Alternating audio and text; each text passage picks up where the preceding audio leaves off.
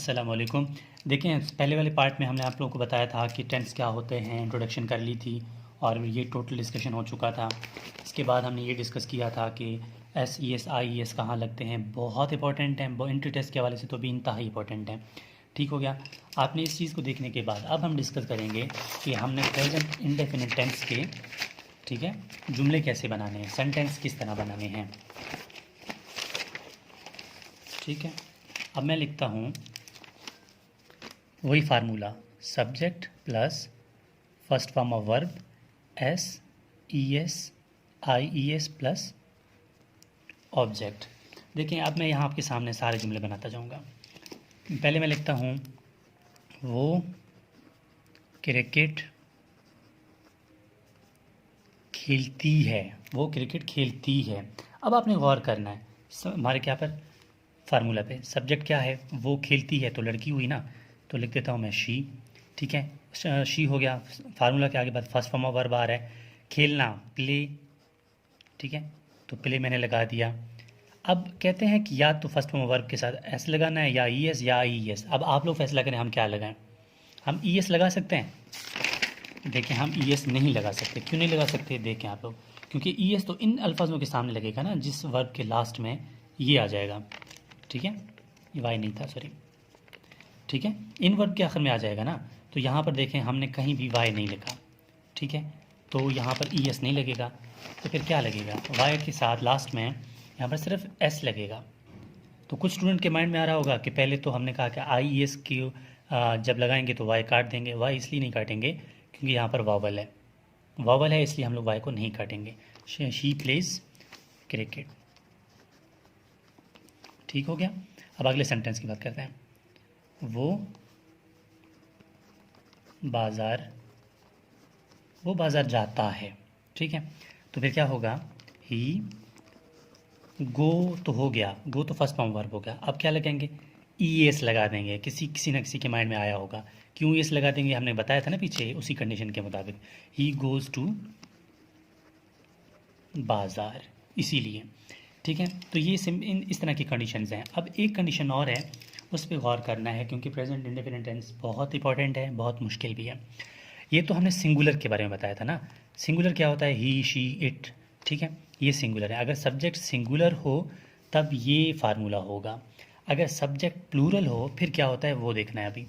अगर subject plural हो तब फार्मूला ये होगा, subject plus first form of verb plus object. कोई S E S I E S उस टाइम नहीं लगेगा। सब्जेक्ट जब प्लूरल हो तो S E S I E S नहीं लगेंगे। इस तरह मैं लिखता हूँ, हम क्रिकेट खेलते हैं। अब ज़्यादा हो गया ना, प्लूरल है, प्लूरल मतलब ज़्यादा, सिंगुलर मतलब एक आदमी या एक शख्स। ठीक है, हम क्रिकेट खेलते हैं। We play cricket. क्यों, क्योंकि हमने कहा था ना कि सब्जेक्ट अगर प्लूरल हो तब S E S I E S हम नहीं लगाएंगे। यहाँ तक आपको समझ आ गया होगा। मज़ीद अगला टेंस बनाते हैं। ठीक है, वो अब हम करते हैं कि वो बाज़ार जाते हैं, ज़्यादा है ना, वो बाज़ार जाते हैं, तो क्या होगा, दे गो टू बाज़ार। क्यों, क्योंकि सब्जेक्ट प्लूरल है, गो के साथ हम एस ई एस या आई एस का कोई इजाफा नहीं करेंगे। तो ये हो गया टोटल पॉजिटिव सेंटेंसेस।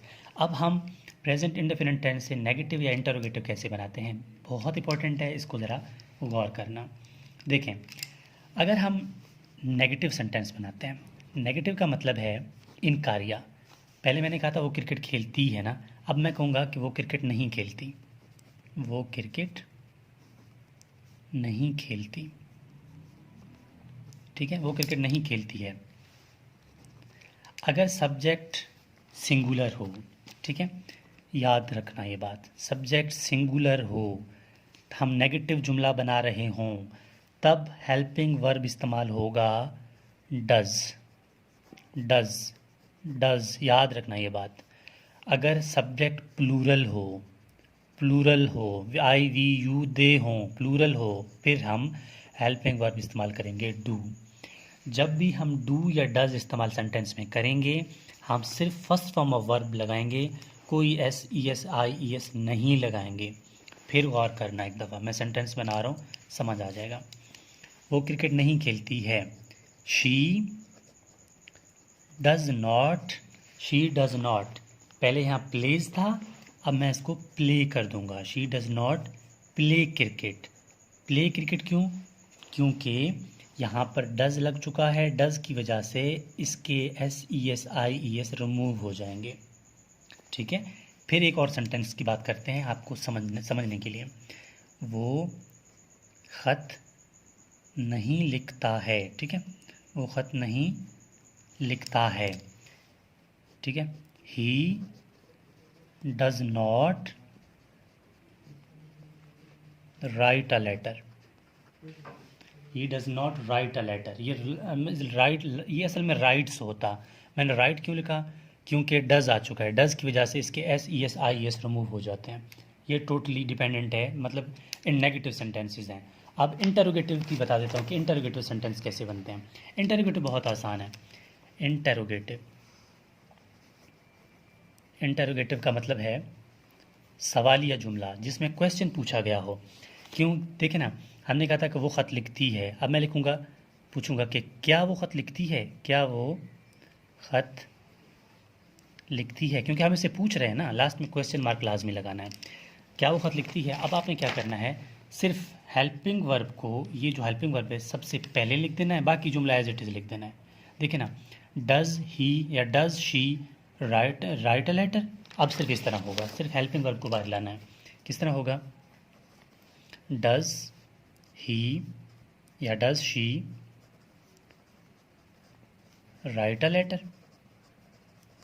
बस सिर्फ हेल्पिंग वर्ब को बाहर लाना है। अगर मैं दोबारा कहूँ एक सेंटेंस में, क्या वो बाज़ार जाती है, मैं ऐसे क्वेश्चन पूछ रहा हूँ ना, क्वेश्चन मार्क लाना लाजमी है। तो फिर क्या होगा? क्या वो बाज़ार जाती है।